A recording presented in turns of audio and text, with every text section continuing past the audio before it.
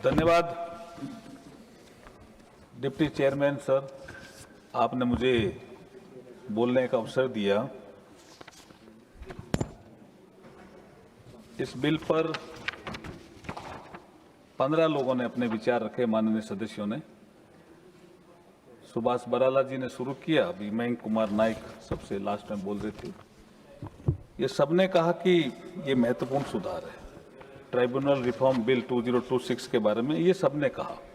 तो मुझे एक पंक्ति यहाँ याद आई है, उसको मैं आपकी अनुमति हो तो सुना देता हूँ। सबसे पहले, जिसके मन में हो विकसित भारत का विचार, सर आपको ही सुना रहा हूं मैं सुना। जिसके मन में हो विकसित भारत का विचार, वो ही व्यक्ति ला सकता है ऐसा महत्वपूर्ण सुधार। वो व्यक्ति कौन है सर? वो व्यक्ति कौन है? मैं संजय सिंह जी से पूछना चाह रहा हूं। उस व्यक्ति का नाम है प्रधानमंत्री श्री नरेंद्र मोदी। उसके कारण से ये महत्वपूर्ण सुधार आया है, अन्यथा तो ये ट्रिब्यूनल चल ही रहे थे सर। कोई ऐसा विषय था नहीं, कौन सुधार करे? ये ऐसा सब्जेक्ट है जिसको नरेंद्र मोदी ने सोचा कि होल ऑफ गवर्नमेंट अप्रोच के माध्यम से हर तरह से सुधार होना चाहिए। मैं थोड़ा आगे बताऊंगा, ये भी एक इंफ्रास्ट्रक्चर का पार्ट है सर। इसी सदन ने 5 अगस्त 26 को, इसी सदन ने, इस महान सदन ने 5 अगस्त 26 को एक और रिफॉर्म किया। सुप्रीम कोर्ट में जो जज थे 34, उनकी संख्या बढ़ा करके 38 किया, वो भी एक सुधार था। और आज ये ट्रिब्यूनल का सुधार आया है, सुधारों की कड़ी में। महोदय,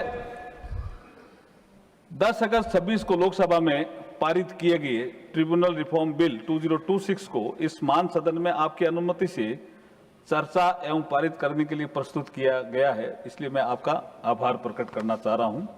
राष्ट्र की विकास यात्रा में इंस्टीट्यूशनल रिफॉर्म की महत्वपूर्ण भूमिका होती है। हमारा देश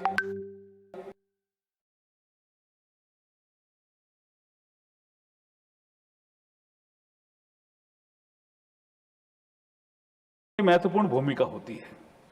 हमारा देश आज रिफॉर्म एक्सप्रेस पर सवार होकर विकसित भारत बनाने की राह पर आगे बढ़ चुका है। ये रिफॉर्म एक्सप्रेस चल रही है सर, उसी का एक पार्ट है। हमारे कर्मयोगी प्रधानमंत्री श्री नरेंद्र मोदी जी के विजनरी एवं डायनेमिक नेतृत्व में भारत ने पिछले 12 वर्षों में गवर्नेंस, इकोनॉमी, इंफ्रास्ट्रक्चर, टेक्नोलॉजी और सोशल सर्विस डिलीवरी के क्षेत्र में अनेक रिफॉर्म किए हैं, जिन्होंने भारत की विकास यात्रा की स्पीड और स्केल को नया मोमेंटम प्रदान किया है। सामान्य मानव के जीवन से जुड़े क्षेत्रों में भी इन रिफॉर्म के व्यापक, सकारात्मक एवं स्ट्रक्चरल परिवर्तन दिखाई दे रहे हैं। प्रधानमंत्री जी की होल ऑफ गवर्नमेंट अप्रोच का ही परिणाम है कि सरकार ने रिफॉर्म को किसी एक सेक्टर तक सीमित नहीं रखा सर, बल्कि प्रत्येक क्षेत्र में स्कोप ऑफ इंप्रूवमेंट को आइडेंटिफाई करते हुए रिफॉर्म, परफॉर्म एंड ट्रांसफॉर्म के मंत्र को अपनाया है। हमने जीएसटी के माध्यम से इनडायरेक्ट टैक्सेशन सिस्टम में स्ट्रक्चरल रिफॉर्म किया, आईबीसी के माध्यम से इंसॉल्वेंसी रिजोल्यूशन फ्रेमवर्क को मजबूत किया, जन विश्वास के माध्यम से डीक्रिमिनलाइजेशन की दिशा में कदम बढ़ाया, डिजिटल इंडिया के माध्यम से गवर्नेंस को टेक्नोलॉजी से जोड़ा, 40,000 से अधिक कंप्लायंस बर्डन कम किए, 1,725 से अधिक औपनिवेशिक कानूनों को हटाया, नए क्रिमिनल लॉ के माध्यम से क्रिमिनल जस्टिस सिस्टम को मॉडर्नाइज किया। इसी व्यापक श्रृंखला में ट्रिब्यूनल रिफॉर्म बिल 2026 एक महत्वपूर्ण इंस्टीट्यूशनल रिफॉर्म है सर। अभी एक विषय आया क्रिमिनल जस्टिस सिस्टम का, जिसमें IPC, CrPC, Indian evidence act में सुधार हुआ। सर, अंग्रेजों ने जब वो कानून लाए थे तो अंग्रेजों को तो भारतीय नागरिकों को दंड देना था, इसलिए वो दंड संहिता लेके आए। नरेंद्र मोदी प्रधानमंत्री जी को भारत के नागरिकों को न्याय देना है, इसलिए वो न्याय संहिता लेके आए। ये फर्क को समझना पड़ेगा। माननीय सभापति महोदय, आज का भारत 21वीं सदी की ग्लोबल इकोनॉमी में एक निर्णायक भूमिका निभा रहा है। भारत दुनिया की 4th लार्जेस्ट और सबसे तेजी से बढ़ती हुई अर्थव्यवस्थाओं में से शामिल है। हमारी इकोनॉमी तेजी से बढ़ रही है, बिजनेसेस और इन्वेस्टमेंट भी बढ़ रहे हैं और भारत ग्लोबल सप्लाई चेन में अपनी महत्वपूर्ण भूमिका निभा रहा है। हमारे इंस्टीट्यूशनल एंड रेगुलेटरी इकोसिस्टम को भी उसी गति से मॉडर्नाइज करना आवश्यक है। हमने डिजिटल पब्लिक इंफ्रास्ट्रक्चर के माध्यम से दिखाया है कि टेक्नोलॉजी को स्केल, इंक्लूजन और पब्लिक सर्विस डिलीवरी के साथ कैसे जोड़ा जा सकता है। UPI, Bhim, DBT, Jan Dhan Aadhaar mobile, Trinity, CoWIN और डिजिटल इंडिया जैसे प्लेटफॉर्म आज केवल टेक्नोलॉजिकल इनिशिएटिव नहीं है, बल्कि वे भारत की इनोवेशन कैपेबिलिटी, गवर्नेंस कैपेसिटी के उदाहरण बन चुके हैं। हमारा गिफ्ट सिटी जो गांधीनगर में है, वो भी फाइनेंशियल इंफ्रास्ट्रक्चर का महत्वपूर्ण उदाहरण है। आज भारत सॉल्यूशन देने वाला देश है। हमने दिखाया है कि 140 करोड़ से अधिक जनसंख्या वाले देश में नागरिकों को सर्विसेज प्रदान करते हुए भी टेक्नोलॉजी के माध्यम से स्पीड, ट्रांसपेरेंसी, एक्सेसिबिलिटी को सुनिश्चित किया जा सकता है। सभापति महोदय, एक विकसित अर्थव्यवस्था के लिए रोड्स, रेलवे, पोर्ट्स, एयरपोर्ट्स, सी पोर्ट, ड्राई पोर्ट, ये सब आवश्यक होते हैं। जितने ये आवश्यक हैं, उतना ही लीगल इंफ्रास्ट्रक्चर आवश्यक है। इसलिए ये ट्राइबल रिफॉर्म बिल हम लेकर के आपके समक्ष आए हैं। माननीय सभापति महोदय, इस परिप्रेक्ष्य में मैं ये पहलू भी रेखांकित करना चाहूंगा कि भारत जैसी मजबूत होती अर्थव्यवस्था में आशा और आकांक्षाओं से प्रेरित नागरिकों व संस्थाओं के मध्य इमर्ज होने वाला प्रत्येक डिस्प्यूट केवल अकाउंटेंसी, कैलकुलेशन, फाइनेंशियल या लीगल एनोमली का विवाद नहीं होता। उसके पीछे किसी उद्योगपति का इन्वेस्टमेंट, किसी एंटरप्रेन्योर का कॉन्फिडेंस, किसी बिजनेस का फ्यूचर तथा देश की इकोनॉमिक एक्टिविटी की कंटिन्यूटी जुड़ी होती है। जहां एक तरफ रूल ऑफ लॉ पर आधारित ट्रांसपेरेंट सिस्टम आवश्यक होता है, रोजगार सृजित करता है ऐसा सिस्टम, ऐसा ही आर्थिक विकास को गति देता है, वहीं दूसरी ओर टाइमली और फेयर इफेक्टिव डिस्प्यूट रिजोल्यूशन विवादों को कम करता है, कैपिटल को इकोनॉमिक सर्कुलेशन में भी लाता है, इकोनॉमी में कॉन्फिडेंस का वातावरण भी निर्मित करता है। ये बिल इसी से संबंधित है सर। जब किसी बिजनेस डिस्प्यूट का समय पर समाधान होता है, तो केवल एक केस समाप्त नहीं होता, बल्कि उससे जुड़ी कैपिटल इन्वेस्टमेंट और बिजनेस कॉन्फिडेंस भी इकोनॉमी में फिर सक्रिय होते हैं। यही कारण है कि ईज ऑफ जस्टिस और ईज ऑफ डूइंग बिजनेस को अलग अलग नहीं देखा जा सकता, जिसका जिक्र हमारे डॉक्टर सतीश पूनिया जी कर रहे थे। दोनों एक दूसरे से डीपली इंटरकनेक्टेड है। इसलिए ट्राइब्यूनल रिफॉर्म केवल डिस्प्यूट के स्मूथ डिस्पोजल का मैकेनिज्म नहीं है, ये भारत की इकोनॉमिक प्रोग्रेस की एक महत्वपूर्ण आधार भी है। माननीय सभापति महोदय, मैं सभी साथी सांसदों को अवगत कराना चाहूंगा कि ट्राइब्यूनल का कॉन्स्टिट्यूशनल बेसिस आर्टिकल 323A और 323B में ही निहित है, जिसका जिक्र कई सांसदों ने किया। इस प्रोविजंस के पीछे मूल उद्देश्य था कि स्पेशलाइज्ड मैटर्स के लिए स्पेशलाइज्ड एडजुडिकेटर, स्पेशलाइज्ड मैटर के लिए स्पेशलाइज्ड एडजुडिकेटरी मैकेनिज्म विकसित किए जाएं और हायर जुडिशरी पर बढ़ते लिटिगेशन बर्डन किया जाए, इसलिए ट्रिब्यूनल बने।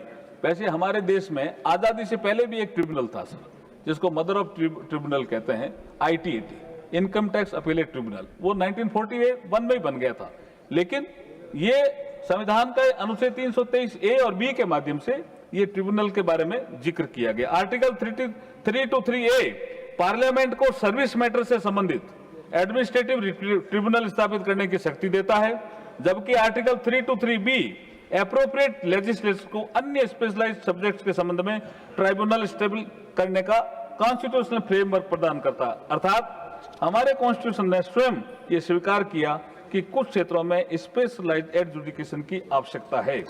मॉडर्न इकोनॉमी और मॉडर्न गवर्नेंस में ट्राइब्यूनल का उद्देश्य कोर्ट्स का अल्टरनेट बनना नहीं है। मॉडर्न गवर्नेंस में taxation, company law, environment, securities, market, intellectual property और अन्य स्पेशलाइज्ड रेगुलेटरी मैटर से जुड़े मामले सुलझाने हेतु एक कॉम्प्लीमेंट्री संस्था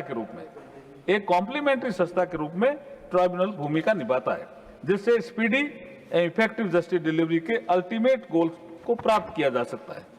माननीय सभापति महोदय, समय के साथ ट्रिब्यूनल की संख्या बढ़ी और अलग अलग मिनिस्ट्रीज तथा डिपार्टमेंट के एडमिनिस्ट्रेटिव स्ट्रक्चर के अंतर्गत अलग अलग सिस्टम विकसित हुए। इससे ट्राइब्यूनल इकोसिस्टम में फ्रेगमेंटेशन, मल्टीप्लिसिटी और प्रोसीजर और एडमिनिस्ट्रेटिव वेरिएशन जैसी चुनौतियां सामने आई। इसलिए प्रधानमंत्री श्री नरेंद्र मोदी जी ने के नेतृत्व में सरकार ने 2015 में ट्रिब्यूनल के रेशनलाइजेशन की प्रक्रिया प्रारंभ की। उससे पहले नहीं हुआ सर। 2015 में जब नरेंद्र मोदी जी 2014 में प्रधानमंत्री बने, तब भी ये ट्रिब्यूनल के क्षेत्र में रेशनलाइजेशन की प्रक्रिया प्रारंभ की। इसके अंतर्गत फाइनेंस एक्ट 2017 के माध्यम से समान प्रकृति वाले ट्रिब्यूनल्स का मर्जर किया गया और ट्रिब्यूनल की संख्या 26 से घटाकर 19 कर दी गई। उसके बाद ट्रिब्यूनल रूल्स 2017, ट्रिब्यूनल रूल्स 2020 अधिसूचित किए गए, लेकिन इन रूल्स के कुछ प्रोविजन विशेषकर अपॉइंटमेंट, टेन्योर, सर्विस कंडीशन तथा जुडिशियल इंडिपेंडेंस से संबंधित प्रोविजन को लेकर सुप्रीम कोर्ट में चुनौती दी गई। माननीय सभापति महोदय, भारत में जुडिशियल रिफॉर्म की यात्रा सुप्रीम कोर्ट के जजमेंट ने लगातार महत्वपूर्ण कॉन्स्टिट्यूशनल गाइडेंस प्रदान की है। रोजर मैथ्यू जजमेंट 2019 तथा मद्रास बार एसोसिएशन जजमेंट 2020 में सुप्रीम कोर्ट ने ट्रिब्यूनल एडमिनिस्ट्रेशन से जुड़े कई प्रोविजन पर महत्वपूर्ण कॉन्स्टिट्यूशनल ऑब्जर्वेशन दिए।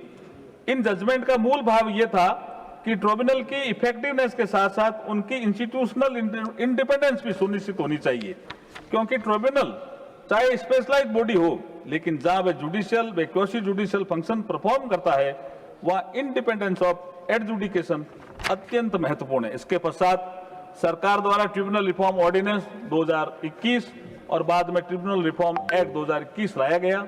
इसके परिणाम स्वरूप ट्रिब्यूनल की संख्या 19 से घटाकर फिर 16 की गई, लेकिन 2021 एक्ट के कुछ प्रोविजन को भी सुप्रीम कोर्ट के समक्ष चैलेंज किया गया और कोर्ट ने जुडिशियल इंडिपेंडेंस तथा सेपरेशन ऑफ पावर्स के कॉन्स्टिट्यूशनल प्रिंसिपल के संदर्भ में महत्वपूर्ण फाइंडिंग दी।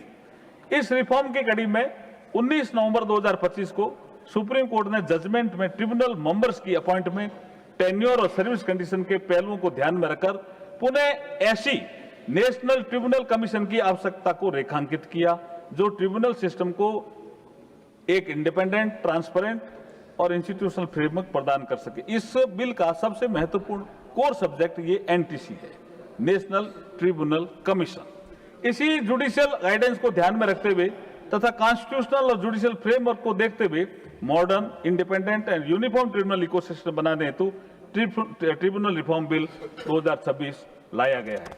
माननीय सभापति महोदय, इस सदन के माध्यम से एक बात बिल्कुल स्पष्ट करना चाहता हूं कि यह बिल ट्रिब्यूनल्स की सब्सटेंटिव जुरिस्डिक्शन में कोई परिवर्तन नहीं करता है सर। प्रत्येक ट्रिब्यूनल की जुरिस्डिक्शन वही रहेगी जो उसके संबंधित पेरेंट एक्ट में निर्धारित है, अर्थात ये जुरिस्डिक्शन बदलने का बिल नहीं है। ये governance, appointments, institutional independence, transparency and efficiency को मजबूत करने वाला बिल है। माननीय सभापति महोदय, इस बिल का महत्वपूर्ण प्रोविजन है नेशनल ट्रिब्यूनल कमीशन यानी एनटीसी की स्थापना। अब कई सदस्यों ने इसका जिक्र किया कि कैसे ये काम करेगा। ये प्रस्तावित एनटीसी की अध्यक्षता सुप्रीम कोर्ट के फॉर्मर जज अथवा हाई कोर्ट के फॉर्मर चीफ जस्टिस द्वारा की जाएगी। वो उसके अध्यक्ष होंगे नेशनल ट्रिब्यूनल कमीशन के। इस कमीशन में 2 जुडिशियल मेंबर होंगे, 2 टेक्निकल मेंबर होंगे। इसका उद्देश्य ये सुनिश्चित करना है कि ट्रिब्यूनल इकोसिस्टम के गवर्नेंस में जुडिशियल एक्सपर्टीज और टेक्निकल एक्सपर्टीज दोनों उचित का समन्वय हो। कुछ ने कहा कि ये सरकार कर देगी, ये एनटीसी करेगी सर। मैं क्लियर करना चाहता हूं कि ये नेशनल ट्रिब्यूनल कमीशन ही इनका अपॉइंटमेंट करेगी। एनटीसी को ट्रिब्यूनल अपॉइंटमेंट की प्रक्रिया में एक महत्वपूर्ण इंस्टीट्यूशनल रोल दिया जाएगा। ये सर्च कम सिलेक्शन, ये फिर सिस्टम इस एनटीसी का ही है। सर्च कम सिलेक्शन, अपॉइंटमेंट तथा इंक्वायरी और रिमूवल जैसे महत्वपूर्ण कार्य से संबंधित व्यवस्था को संभालेगा। इससे अपॉइंटमेंट प्रोसेस को अधिक ट्रांसपेरेंट, स्ट्रक्चर्ड, मेरिट बेस्ड और इंडिपेंडेंट बनाने में सहायता मिलेगी। माननीय सभापति महोदय, हमारा उद्देश्य एक ऐसा फ्रेमवर्क बनाना है जिसमें अपॉइंटमेंट्स के स्टैंडर्ड यूनिफॉर्म हो, सर्विस कंडीशंस स्पष्ट हो, सिलेक्शन प्रोसेस ट्रांसपेरेंट हो और एडमिनिस्ट्रेटिव गवर्नेंस इंस्टीट्यूशनल प्रिंसिपल्स के अनुरूप हो। इसी उद्देश्य से यूनिफॉर्म गवर्नेंस यानी एक रूपता इस बिल का एक महत्वपूर्ण ऑब्जेक्टिव है। इसके प्रभावी संचालन के लिए एक अलग डेडिकेटेड एनटीसी सेक्रेटेरिएट भी स्थापित करने का प्रावधान किया गया है। माननीय सभापति महोदय, ट्रिब्यूनल मेंबर की टेन्योर और clear service condition judicial independence के लिए अत्यंत महत्वपूर्ण है। इसलिए बिल में 5 ईयर टेन्योर का प्रोविजन रखा गया है जो प्रेस्क्राइब्ड अपर एज सीलिंग के अधीन होगा। एलिजिबिलिटी के लिए कोई अलग मिनिमम एज रिक्वायरमेंट निर्धारित नहीं की गई है, जैसे कुछ सदस्यों ने पूछा। चेयरपर्सन और मेंबर्स के टेन्योर, सैलरी, अलाउंसेज और अन्य सर्विस कंडीशन को रूल्स के माध्यम से रेगुलेट किया जाना प्रस्तावित किया गया है। इसका उद्देश्य एक ऐसा फ्रेमवर्क बनाना है जो इंस्टीट्यूशनल इंडिपेंडेंस को मजबूत करे। माननीय सभापति महोदय, ये tribunal reform ease of justice, ease of doing business को बढ़ाने तथा ग्लोबल बेस्ट प्रैक्टिसेस को अडॉप्ट करने की दिशा में एक महत्वपूर्ण माइलस्टोन है जो भारत के लीगल एंड इंस्टीट्यूशनल आर्किटेक्चर को और मजबूत करेगा तथा सर्वसुलभ, समयबद्ध और प्रभावी न्याय की हमारी